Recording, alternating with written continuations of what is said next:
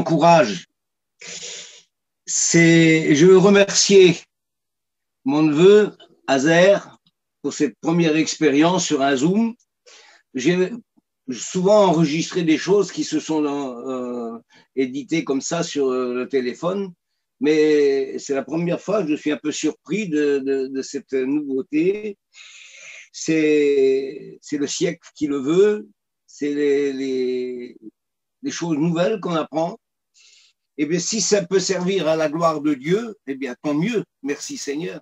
Alors, j'aimerais vous faire une lecture pour vous encourager. Cette lecture concerne deux disciples découragés à plat, et il y en a pas mal dans notre mission qui ont besoin d'être encouragés. Je trouve cette lecture dans l'Évangile selon Saint Luc au chapitre 24, pour ceux qui ont la Bible, à partir du verset 13. Alors, Luc au chapitre 24, à partir du verset 13. Et voici ce même jour, deux disciples allaient à un village nommé Emmaüs, éloigné de Jérusalem de 60 stades, c'est-à-dire 11 kilomètres à peu près. Et ils s'entretenaient de tout ce qui s'était passé. Pendant qu'ils parlaient et discutaient, Jésus s'approcha et fit route avec eux, mais leurs yeux étaient empêchés de le reconnaître. Il leur dit, de quoi vous entretenez-vous en marchant pour que vous soyez tout tristes? L'un d'eux, nommé Cléopas, lui répondit, mais es-tu le seul qui, séjournant à Jérusalem, ne sache pas ce qui est arrivé ces jours-ci? Quoi, leur dit-il? Et ils lui répondirent, ce qui est arrivé au sujet de Jésus de Nazareth, qui était un prophète puissant en œuvre et en parole devant Dieu et devant tout le peuple. Et comment les principaux sacrificateurs et les magistrats l'ont livré et l'ont condamné à mort et l'ont crucifié. Nous espérions que ce serait lui qui délivrerait Israël, mais avec tout cela, voici le 3e jour que ces choses se sont passées. Il est vrai que quelques femmes d'entre nous ont fort étonnés, car s'étant rendues de grand matin au sépulcre et n'ayant pas trouvé son corps, elles sont venues nous dire que des anges leur sont apparus et ils ont annoncé qu'il était vivant. Quelques-uns de ceux qui étaient avec nous sont allés au sépulcre et ils ont trouvé les choses telles que les femmes l'avaient dites, mais lui, ils ne l'ont pas vu. Alors Jésus leur dit, ô hommes, sans intelligence et dont le cœur est lent à croire tout ce qu'on dit des prophètes, ne fallait-il pas que le Christ souffrit ces choses et qu'il entrât dans sa gloire? Et commençant par Moïse et par tous les prophètes, il leur expliqua dans toutes les Écritures ce qui le concernait. Lorsqu'ils furent près du village où ils allaient, il parut vouloir passer son chemin, aller plus loin. Mais ils le pressèrent en disant, reste avec nous car le soir approche, le jour est sur son déclin. Et il entra pour rester avec eux. Pendant qu'il était à table, il prit le pain et après avoir rendu grâce, il le rompit et le leur donna. Alors leurs yeux s'ouvrirent et ils le reconnurent, mais il disparut de devant eux. Et ils se dirent l'un à l'autre, notre cœur ne brûlait-il pas au-dedans de nous lorsque nous parlait en chemin et nous expliquait des Écritures? Se levant à l'heure même, ils retournèrent à Jérusalem et ils trouvèrent les 11 et ceux qui étaient avec eux assemblés en disant, le Seigneur est réellement ressuscité, il est apparu à Simon. Et ils racontèrent comment il était arrivé en chemin et comment ils l'ont reconnu au moment où il rompit le pain. Et tandis qu'il parlait de la sorte, lui-même se présenta au milieu d'eux et leur dit, la paix soit avec vous. Je vais arrêter là cette lecture. C'est une longue lecture, elle était nécessaire, mais dans toutes les lectures de la parole du Seigneur, il y a des richesses enfouies dans lesquelles on peut, humainement parlant, c'est une histoire humaine dans un certain sens, mais on peut trouver là, dans le chemin des cœurs, notre propre cœur, nos propres sentiments, nos succès comme nos échecs, nos faiblesses et notre force. Je vais tuer ce matin. J'ai marqué quelques petites choses, mais un événement extraordinaire vient de se passer. Il y a quelques jours, c'était la Pâque, et on a parlé de la mort de Jésus-Christ, de sa résurrection aussi. 3 jours, le troisième jour. Or, justement, c'est le troisième jour, le jour de la résurrection, le jour de la victoire, le jour où Jésus a écrasé Satan. 2 disciples d'Emmaüs s'en vont à Emmaüs, de Jérusalem à Emmaüs. Ils laissent l'assemblée des serviteurs de Dieu, des apôtres, ils étaient 11, et d'autres qui étaient assemblés avec eux, dans la crainte des Juifs, étaient enfermés. Et puis, quand ils s'en vont, sont découragés. Ils vont reprendre leur train-train journalier, comme d'habitude. Un grand espoir s'est écroulé pour eux. Qu'est-ce qu'ils pensaient? Nous espérions. Plein de chrétiennes espèrent des choses. Et les choses ne se réalisent pas. C'est pas nouveau. Lisez l'Épître aux Hébreux au chapitre 11 et vous verrez que Abraham, Isaac, Jacob et certains hommes de foi auxquels la Bible a rendu témoignage n'ont pas obtenu ce qui leur était promis. Quand Abraham a reçu la promesse que Dieu allait lui donner un pays, il lui confie dans Genèse chapitre 15, verset 15, il lui dit, toi tu iras te coucher avec tes pères, tu seras recueilli avec tes pères, parce que tes descendants reviendront ici à la 4e génération. Il savait bien qu'il n'allait pas vivre aussi longtemps que cela. Donc, ses yeux sont tournés vers quelque chose d'autre, vers une patrie céleste, celle dont Dieu est l'architecte et le constructeur. Alors, ils s'en vont. Ils sont en train de discuter sur la route. C'est une histoire, elle n'est pas banale, mais si jamais on faisait un petit peu la route avec eux, dans l'incognito, sans nous mêler à la conversation, à les écouter parler, on va retrouver certaines de nos positions, certaines de nos faiblesses, comme je l'ai dit tout à l'heure. Et ils parlent ensemble et ils évoquent les événements qui se sont passés. Et ils discutaient. Il semblait qu'ils n'étaient pas toujours trop d'accord. L'autre parlait comme ça, l'autre disait d'un autre sens. Et puis, voici qu'un inconnu s'approche. Ils ne l'ont pas questionné, ils ne demandent pas son nom, ils ne savent pas d'où il vient, mais il vient de Jérusalem. Et ils se demandent pourquoi, ils auraient pu plutôt se demander pourquoi il est là. Mais non, Jésus leur pose la première question. De quoi parlez-vous ensemble pour que vous soyez si triste, tout triste? C'est quelque chose d'étonnant. On aurait voulu être là et voir cette conversation, entendre cette conversation.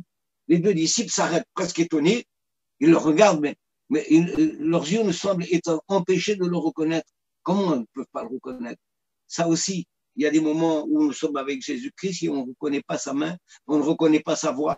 Et parfois, il faut un événement spirituel, un miracle pour nous ouvrir les yeux, pour que nous puissions comprendre, le voir, le découvrir, alors qu'on croit loin de lui. Es-tu le seul qui, ces temps-ci, est à Jérusalem, qui ne sache pas ce qui s'est passé ces jours-ci? Et quoi donc? Jésus bientôt les bouscule dans la conversation pour qu'ils s'affichent. Il dit, mais comment? Il dit, mais il est vrai que tu es le seul qui vient de Jérusalem, il ne sait pas ce qui s'est passé. Mais Jésus de Nazareth, le prophète, un prophète, avant il était le fils de Dieu, maintenant il n'est qu'un prophète, il a dégradé. Un prophète. C'est vrai, il était puissant en parole, une belle prédication, il savait parler, et puis puissant en action. Oui, parce qu'il avait vu des miracles, il avait vu des guérisons, même ce qui restait encore dans la mémoire de ceux de Jérusalem, c'était la résurrection de Lazare, 4 jours mort. C'était quelque chose d'inouï. C'est le summum des miracles de Jésus-Christ. Et c'est pour ça que les pharisiens et les sadducéens, les scribes, les docteurs de la loi disaient, voyez bien, vous ne gagnez rien, le monde est allé après lui. Alors, il se dit, mais voilà, c'était beau tout ça. Nous espérions que ce serait lui qui délivrerait Israël. Quelle était donc leur imagination? Pour eux, ce n'était pas un prophète, un faiseur de miracles qu'ils avaient besoin. Ils avaient besoin d'un libérateur de la taille de David, de Barak, de Gédéon, de Samson, de Jephthé et bien d'autres.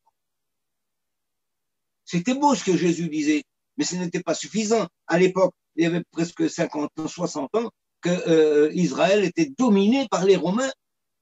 Et ce n'était pas facile, les terribles légions romaines écrasaient le peuple. Et ils avaient besoin d'être délivrés. Alors Jésus commence à leur parler. homme sans intelligence. Il parle à des gens qui connaissent la Bible, homme sans intelligence, et dont le cœur est lent à croire ce qu'ont dit les prophètes. Ne fallait-il pas que ces choses se passent? Ne fallait-il pas que les prophéties à mon égard s'accomplissent? Et il ne dit pas à mon égard parce qu'il ne s'affiche pas, mais il dit il fallait que le Christ souffrît ces choses avant d'entrer dans sa gloire. Et commençons par Moïse, qui avait dit Dieu vous enverra un prophète comme moi, vous l'écouterez, car celui qui ne l'écoutera pas, il aura des comptes à rendre. Et puis, il a continué par les prophètes, les psaumes, il a certainement cité le psaume 22, lisez le psaume 22, c'est quelque chose d'émouvant. On aurait dit que David est dans la croix en train de regarder la crucifixion. À l'époque, on ne savait pas ce que c'était la crucifixion, ou du temps de David. Ils ont percé mes mains et mes pieds, il le dit. Ils ont percé, ils ont partagé mes vêtements, ils ont tiré au sort ma tunique. Il a certainement parlé d'Ésaïe 53. Ah, c'était un cours. Combien de temps peut-on, en combien de temps peut-on parcourir 11 kilomètres à pied? En supposant qu'ils sont partis vers les 15 heures, 16 heures de l'après-midi, c'est-à-dire 4 heures d'après-midi, au minimum, à mon avis, ils ont dû mettre 3 heures pour faire cette route. Ben, ils sont arrivés à la tombée de la nuit, à Emmaüs. Pendant ce temps-là, Jésus leur fait un de ses cours magnifiques. Ah, il a parlé parfois souvent sur la montagne, il a fait le sermon sur la montagne, ça a pris du temps aussi. Mais là, un cours biblique, dans l'école biblique, bien sûr, on a l'habitude de faire des cours de 2 heures, 2 heures et demie dans la journée, et 3 heures parfois. Mais là, franchement, j'aurais voulu être là. Il se passe quelque chose dans leur cœur. Pendant que Jésus parle avec eux, il y a une flamme qui monte. Il y a un feu qui monte dans leur cœur. Ils se trouvent tout à coup heureux. Ils ont oublié leur tracas. Ils ont oublié leur déception. On a espéré que c'était lui qui délivrerait Israël, mais maintenant, voilà, ça fait 3 jours que les choses se sont passées. Trop tard, c'est fini. Tout s'est écroulé pour eux. Leur espérance s'est écroulée. Ils n'avaient pas cru la parole, ou n'avaient pas compris plutôt la parole. Parce que c'est quand même 2 disciples. Ils n'ont pas compris ces paroles. Il est utile pour nous de comprendre ce qu'est prophétie. Certains se penchent forcément sur les prophéties, veulent expliquer tout, et tout n'est pas clair et net, parce que moi, je ne suis pas un prophète, je suis ballot tout court. J'essaie de comprendre la parole de Dieu, je lis la parole de Dieu, mais quand Jésus leur dit, de quoi parlez-vous? Arrêtons-nous un moment là. Quand on prie le Seigneur, n'avons-nous rien à lui dire? Bien sûr qu'on prie pour nos familles, pour nos amis, pour nos parents, pour nos proches, pour nos cousins, pour nos cousines. Je prie toujours pour ma famille en Belgique, en Hollande. Je prie pour mes frères en Allemagne, en Alsace. Je prie pour mes frères qui sont à Nantes pour la mission.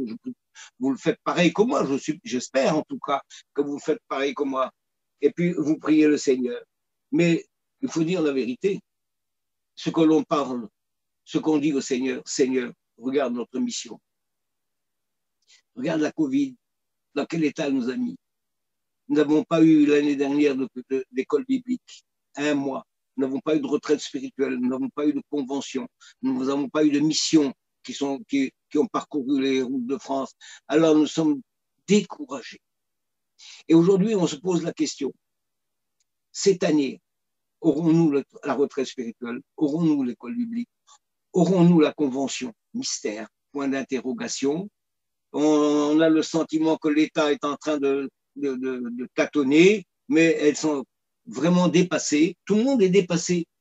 Alors, Seigneur, tu vois, regarde, dans quel état nous sommes. Nos familles, on ne peut plus les voir. Nos enfants sont là, on n'ose plus les aborder. Combien de chrétiens, de chrétiennes sont tombés malades par ce Covid? Ils sont à l'hôpital. Des chrétiens, des chrétiennes meurent, des serviteurs de Dieu meurent. C'est le moment d'expliquer, de parler. N'avez-vous pas parlé à Jésus de ces choses?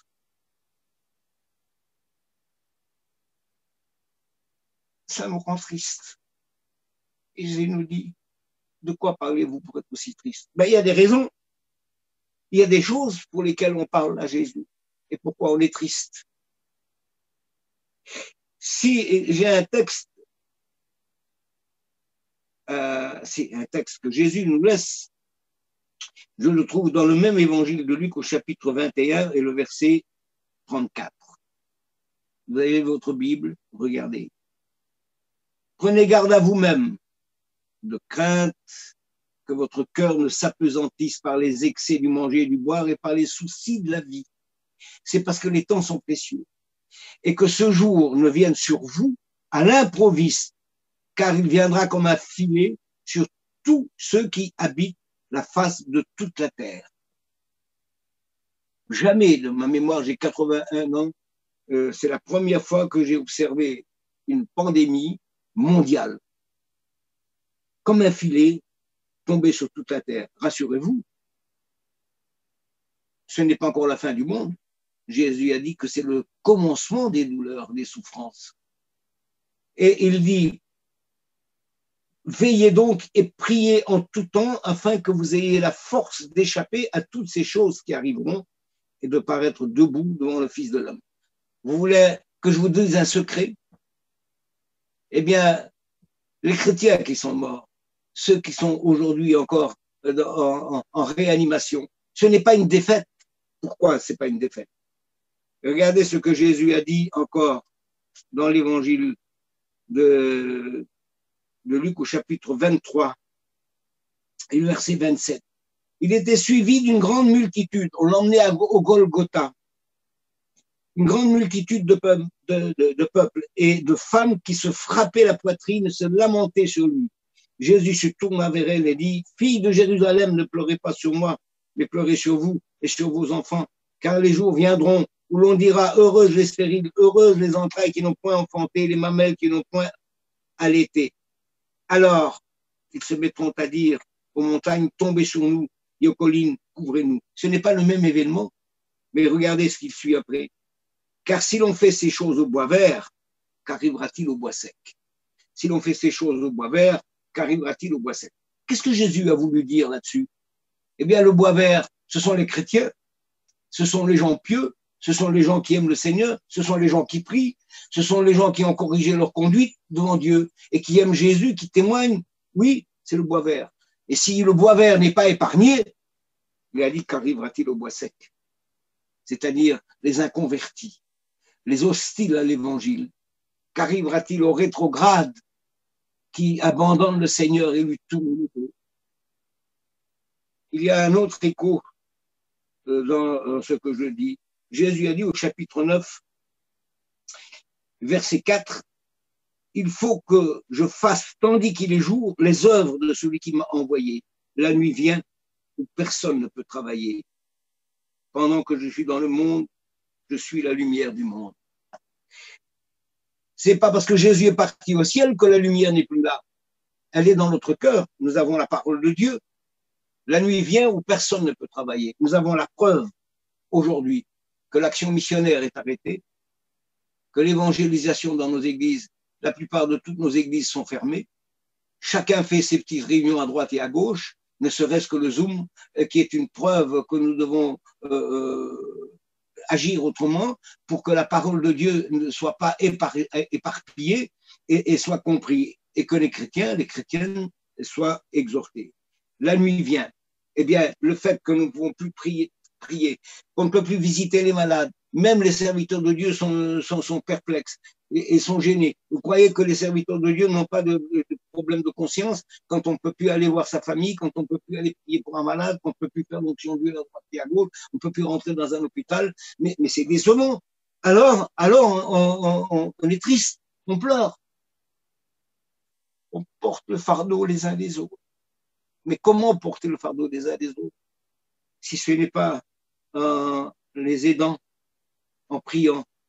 Mais nos réunions, il y en a 7, 8, 10, 15, par-ci, par-là, qui font des réunions. Quand au premier confinement asien, on faisait 6 cultes le dimanche. Et chaque petit groupuscule était ensemble. La réunion, parfois, se terminait plus vite que d'autres. Les gens passaient avec leurs chaises et les autres étaient en train de prendre la Sainte Seine.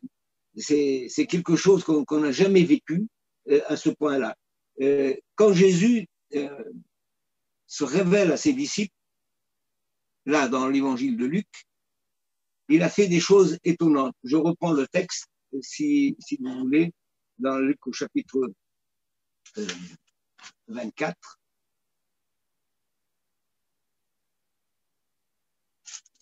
Au chapitre 23, pardon.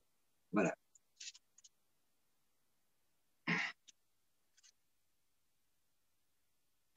Non, c'est 24, excusez-moi. La nuit tombe. Ils ont fait tout le chemin en discutant, en écoutant parler Jésus. Leur cœur est enflammé. Vous croyez que Jésus a changé? Vous croyez qu'il n'a plus la même compassion? Vous pensez que Jésus ne peut plus rien faire pour les chrétiens? Mais il est auprès de nous. Il connaît les Écritures. C'est l'Écriture lui-même personnalisée. Et je reviendrai tout à l'heure sur le fait que les chrétiens sont malades, je le dirai en conclusion. Jésus parut vouloir faire son chemin tout seul. Et c'est là le moment précieux que nous ne devons pas rater, vous et moi. Les disciples se sentent bien avec cet inconnu. Ils n'ont même pas demandé son nom. Il ne sait pas où il va. Il ne connaît pas sa famille, rien. Seigneur. Il ne l'appelle pas Seigneur. Et il parut vouloir aller plus loin. Ce qui est aussi, lorsqu'ils furent près du village où ils allaient, nous ne sommes pas loin de notre rendez-vous. Bientôt, nous serons dans le ciel. Mais ils le pressèrent. Ils voulaient aller plus loin, mais ils le pressèrent. Ils le pressèrent. Pratiquement l'obliger. Reste avec nous, Seigneur. Le jour est sur son déclin. La nuit arrive. Ne nous laisse pas. Et il entra avec eux. Et lorsqu'ils sont à table, normalement, c'est celui qui invite qui préside le repas. Jésus va faire quelque chose d'exceptionnel. Pendant qu'il était à table avec eux, c'est lui qui prend le pain. Alors que c'est normalement celui qui invite les autres à le faire. Il prend le pain. Et il rend grâce, la deuxième chose. Il le rompit, troisième chose. Quatrième chose, il le leur donna. C'est là que le miracle s'accomplit. C'est là que leurs yeux s'ouvrent. Ils le reconnaissent. Il est disparu. Leur cœur est enflammé. Alors, la conversation va changer. Et ils se disent l'un à l'autre, notre cœur ne brûlait-il pas au-dedans de nous lorsque nous parlait en chemin, nous expliquer les Écritures, se levant à l'heure même, retour à la case départ, et retour vers Jérusalem. Un avis pour ceux qui ont abandonné le Seigneur, ceux qui sont découragés, ceux qui sont sur leur lit de maladie, ceux qui sont dans les souffrances. Oui, seule la parole de Dieu peut nous encourager, car Jésus accomplit toujours ce qu'il a dit. Il y a un miracle qui peut se passer dans notre cœur lorsqu'on n'a plus rien, on n'a plus d'espérance. Et ils retournent le même soir. À quelle heure sont-ils arrivés? Mystère. Et c'est certainement la nuit qu'ils sont arrivés. Ben, ils ont fait 22 kilomètres dans l'après-midi, c'est pas rien. Quand ils arrivent, on dirait qu'ils sont affolés. Ils trouvèrent les 11, là au fin du verset 34, 35, et ils trouvèrent les 11 et étaient assemblés avec eux, et ceux qui étaient assemblés avec eux, et leur disant, le Seigneur est réellement ressuscité, nous l'avons vu au moment où il rompit le pain. Et c'est à ce moment-là, pendant qu'il parlait, que Jésus se présente lui-même. Il a fait la route avec eux, mais ils ne l'ont pas vu. Et il se présenta au milieu d'eux, les portes fermées. Et il a dit, la paix soit avec vous. Ce qui s'est passé, et ce qui est étrange, c'est qu'alors qu'ils sont saisis de frayeur et d'épouvante, alors qu'ils devraient avoir la paix, ils croyaient voir un fantôme, un esprit. Mais Jésus leur dit, mais pourquoi êtes-vous troublés? Pourquoi pareille pensée s'élève-t-elle dans vos cœurs? Voyez mes mains et mes pieds, c'est bien moi, touchez-moi, et voyez un esprit n'a ni chair ni os, comme vous voyez que j'ai. Et en disant cela, il leur montra ses mains et ses pieds. Comme ils étaient dans la joie, ils ne croyaient pas encore. Et comme ils étaient dans l'étonnement, Jésus leur dit, avez-vous ici quelque chose à manger? Ils lui présentèrent du poisson rôti et un rayon de miel, et il en prit et mangea devant eux. Et il leur rappelle ce qu'il leur avait déjà enseigné, la paix. Je crois que le message de Jésus, pour ceux qui sont découragés, ceux qui sont malades, ceux qui sont séparés, ceux qui sont dans la tristesse, qui ont perdu le sommeil, ceux qui font de la dépression maintenant parce que les choses ne se vont pas, on ne peut plus chiner, on ne peut plus rien faire. La paix soit avec vous. Comment c'est possible d'avoir la paix? La paix de Dieu. Mais regardez, il y a un texte qui nous en parle, j'ai noté ça dans l'Épître aux Philippiens, c'est l'apôtre Saint Paul qui a compris ce message. Chapitre 4, verset 4. Jésus a dit, pourquoi êtes-vous si triste? Eh bien, l'apôtre dit, mais réjouissez-vous dans le Seigneur. Je le répète, réjouissez-vous. Il le dit 2 fois, de peur qu'on ait oublié, que votre douceur soit connue de tous les hommes. Le Seigneur est proche. Ne vous inquiétez de rien. C'est pas moi qui le dis, c'est écrit dans l'Évangile. Ne vous inquiétez de rien, mais en toute chose, faites connaître vos besoins à Dieu par des prières et des supplications, avec des actions de grâce. Et la paix de Dieu, qui surpasse toute intelligence, gardera vos cœurs et vos pensées en Jésus-Christ. D'où vient cette paix? Je regarde encore dans l'Évangile de Jean, chapitre 14, et je regarde le verset 27. Je vous laisse la paix. C'est Jésus qui le dit là. Je vous laisse la paix. Je vous donne ma paix. Je ne vous donne pas comme le monde donne, que votre cœur ne se trouble point et ne s'alarme point. C'est une paix qu'on ne peut pas comprendre, ni étudier, on ne peut pas la mesurer, on ne peut pas la peser, on ne peut pas la peindre. Elle dépasse la compréhension humaine, tout simplement parce qu'elle vient du ciel, tout simplement parce que c'est un miracle. Le chrétien vit de miracles, la chrétienne vit de miracles. C'est normal, elle vit de miracles. Et l'apôtre Saint-Pierre ajoute là-dessus encore un autre passage qui me paraît tout aussi important. C'est dans la première épître de Saint-Pierre au chapitre 5 et le verset 7. Déchargez-vous sur lui de tous vos soucis, car lui-même prend soin. Lui-même prend soin d'eux. Je vais conclure. Vous avez compris l'essentiel de ce message. Je vais conclure par une anecdote qui me vient là dans la tête, que j'ai noté ça. Un chrétien marchait avec le Seigneur. Marchaient tous les deux sur le sable. Et le chrétien se retourne à un moment donné, il regarde les 2 traces de pas, les siens et ceux du Seigneur. Ah, il était content, il était heureux, merveilleux. Et puis un autre jour, il a fait aussi un songe. Son cœur était lourd. Il était dans l'angoisse. Il n'avait pas la paix. Il se voyait marcher sur le sable aussi. Et en se retournant, il ne voyait que ses pas. Alors il a dit au Seigneur, Seigneur, quand tout allait bien, tu étais avec moi. Maintenant que j'ai besoin de toi, tu n'es pas là. Et le Seigneur lui dit, les traces de pas que tu vois derrière toi, ce n'est pas les tiennes. Ce sont les miennes, parce que je te porte. Voilà le message de l'Évangile. Voilà le message, la grandeur du Seigneur, sa bonté. N'a-t-il pas dit, je suis avec vous tous les jours, jusqu'à quand? Jusqu'à la fin du monde. Il viendra. Si les habitants de la terre aujourd'hui sont sous un filet, le chrétien saura se libérer et rester debout.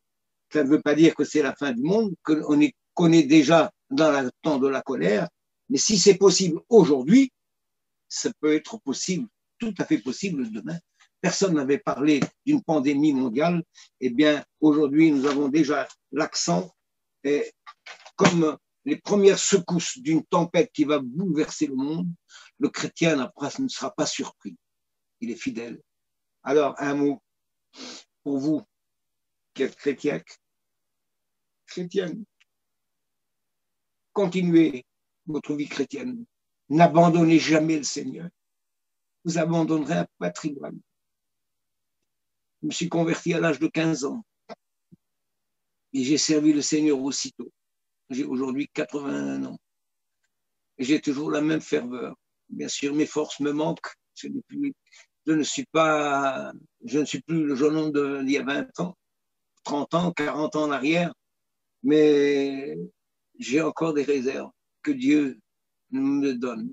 Si c'est pour moi tout seul, bien, dans les cas difficiles, compliqués, je ferai comme bien d'autres. Si je ne connaissais pas le Seigneur, je me serais mis à boire pour oublier ou la drogue. C'est une fausse consolation que la drogue et l'alcool. Parce que quand on se réveille, le problème restera toujours. Seul Jésus-Christ est capable de changer les cœurs. Restez donc fidèles au Seigneur. Coûte que coûte. Ne l'abandonnez surtout pas. S'il y a des moments où vous ne comprenez pas, vous aurez des moments de pleurs. Pourquoi? J'avais dit tout à l'heure que les chrétiens ne sont pas épargnés. L'apôtre Saint-Pierre le dit, le jugement de Dieu est commencé. Ça veut dire que nous ne sommes pas épargnés, nous sommes solidaires, nous sommes biologiques. Nous appartenons au Seigneur, mais nous sommes biologiques, nous sommes dans la terre. Imaginez à un moment donné que les chrétiens seraient épargnés du Covid, qu'ils ne seraient jamais malades. Le monde entier se convertirait, non pas par amour pour Jésus, pour avoir les péchés pardonnés, mais parce qu'ils ne seraient plus malades. Mais comme nous, les chrétiens aussi, Jésus lui-même, qui était le bois vert, l'homme pieux, l'homme le plus pur que la terre ait porté, il a subi aussi l'humiliation. Il a été frappé, humilié, blessé pour nous. Il a donné sa vie pour nous. Alors nous ne sommes pas plus que Jésus. Le disciple, disait Jésus, n'est pas plus que le maître. Ce qu'on a fait au maître, on le fera aussi aux disciples. Alors nous sommes solidaires avec la population du monde. Mais nous traversons les erreurs, les épreuves. Quelqu'un a dit, Dieu ne nous a pas appris à contourner les montagnes de l'épreuve, il nous a appris à les traverser. L'Israël a dû traverser le désert, il ne l'a pas contourné. Il y avait d'autres pays qui étaient verts, qui étaient très bien. Il les a fait errer 40 ans dans le désert pour apprendre à dépendre de Dieu. C'est un secret pour chaque chrétien, chaque chrétienne, chaque croyant, les vieux, les jeunes, de dépendre du Seigneur. Ne vous confiez pas à l'argent. C'est un mauvais ami. Il peut vous lâcher d'un moment à l'autre. Si on pleure avec ceux qui pleurent, ceux qui sont partis dans l'au-delà, dans la gloire, parce qu'ils sont solidaires avec le monde, ils sont biologiques. Nous ne sommes pas faits pareil nous sommes faits pareil que les autres. Nous n'avons pas une caricature des os autrement que les autres. C'est pourquoi nous avons subissons les mêmes radios, les mêmes pestes, etc., parce que nous sommes biologiques. Mais le jour où Jésus viendra, il viendra nous enlever. Que le chrétien meure par une Covid ou par une autre maladie quelconque, ou un accident, ou une noyade, ça ne changera rien à la résurrection. À la voix d'un archange et au son de la trompette de Dieu, les chrétiens seront au rendez-vous. Le monde qui ne connaît pas le Seigneur ne se réveilleront pas. Jésus a été ressuscité d'entre les morts. Ça veut dire que les autres ne sont pas ressuscités. Jésus ne ressuscitera aussi à nous, d'entre les morts. Le monde entier ne sera pas ressuscité quand le Christ reviendra. Il prendra ceux qui lui appartiennent. Restez fidèles. Un dernier mot encore pour ceux qui se refroidissent, ceux qui se découragent, ceux qui sont prêts à retourner. Ah, nous avons espéré. Mais continuez d'espérer. Le Seigneur ne vous mettra pas à la porte. Invitez-le à votre table. Seigneur, reste avec nous le jour des crimes. Je prie avec vous. Seigneur Jésus, bénis ton peuple. Il est fatigué. Bénis nos personnes âgées. Bénis nos serviteurs de Dieu, nos jeunes serviteurs de Dieu, nos vieux serviteurs de Dieu. Merci d'avoir, Seigneur, béni certains qui ont vaincu. Ainsi, Seigneur, par ta grâce, le Covid, d'autres sont restés sur le carreau. Les combattants, morts l'épée à la main, mais combien victorieux, ils ont vaincu aussi. Tu reviendras bientôt les chercher.